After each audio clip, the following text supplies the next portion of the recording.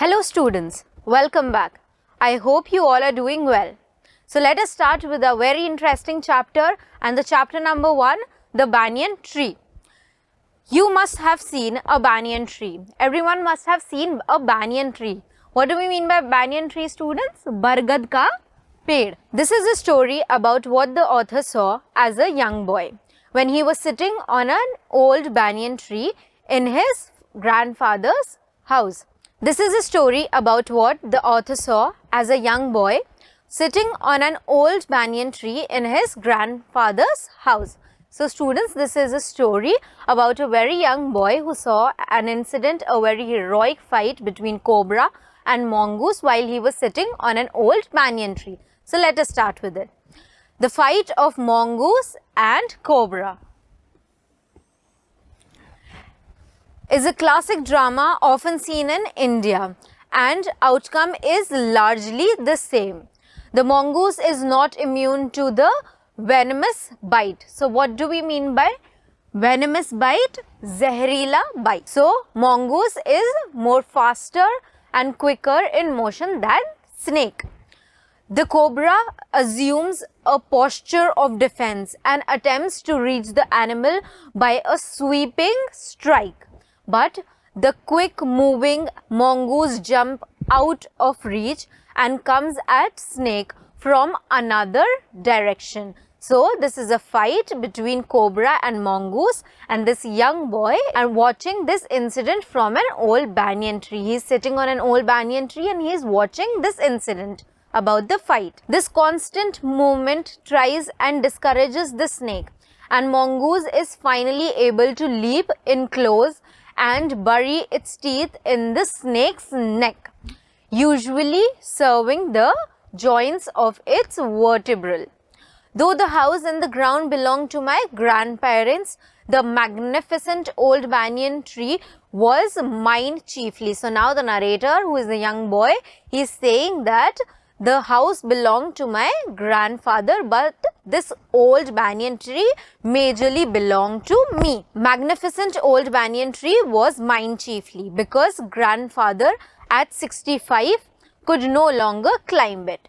Its stretching branches, which hung to the ground and took roots again, forming a number of twisting passages, gives me endless pleasure. So now narrator is describing how big this old banyan tree is and how he enjoys sitting on this old banyan tree for hours and hours.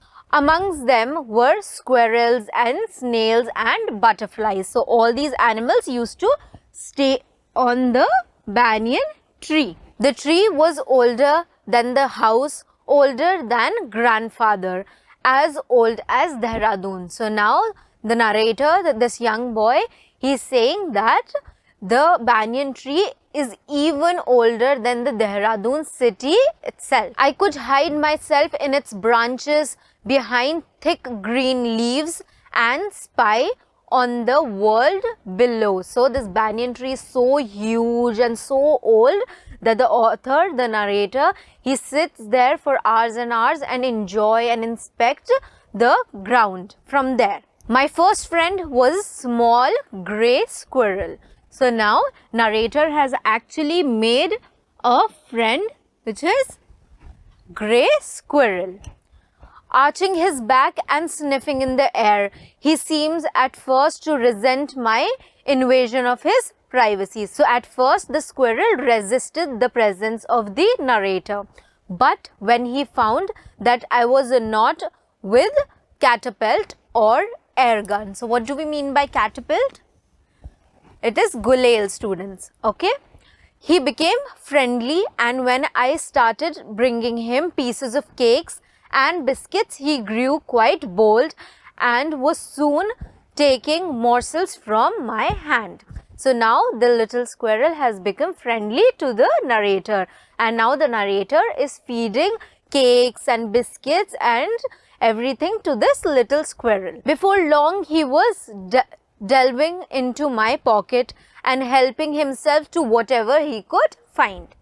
He was very young squirrel, and his friends and relatives probably thought him foolish and headstrong for trusting a human. In the spring, when the banyan tree was full of small red figs, birds of all kinds would flock in its branches. So birds of every kind, all kind, they would come to this tree and sit there and spend their time. The red-bottomed bulbul, cheerful and greedy parrots, manna and crows squibbling with one another. So all these kinds of birds used to visit this tree and used to sit and spend their time on this tree. During the fig season, the banyan tree was the noisiest place in the garden. So during the fig season, the banyan tree used to be the noisiest place. Halfway up the tree, I had built a crude platform where I would sit the afternoon where it was not too hot. So the narrator has made himself comfortable on the banyan tree and is sitting there and inspecting everyone on the ground from that banyan tree.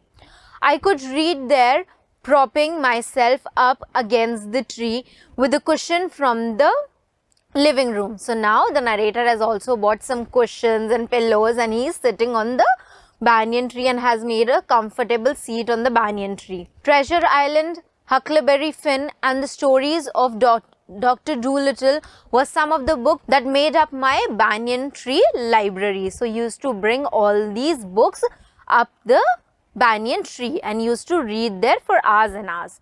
When I did not feel like reading, I could look down through the leaves at the world below. And when he didn't feel like reading, he used to sit down and watch the world below.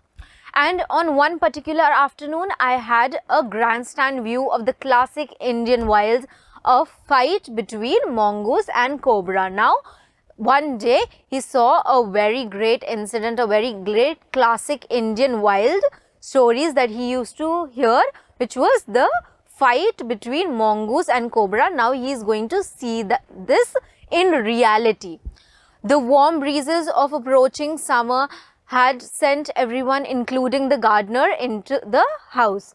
I was feeling drowsy. So what do we mean by drowsy? Sleepy. So the narrator, who is a little boy, he was feeling very sleepy, myself wondering if I should go to the pond and had a swim with Ramu and the buffalo. So now it is so hot that the narrator, this little boy, is thinking that I should go to the pool and should take a little swim and feel refreshing. But what happens next? I saw a huge black cobra gliding out of a clump of cactus. Gliding out, which means sweeping out of clump of cactus.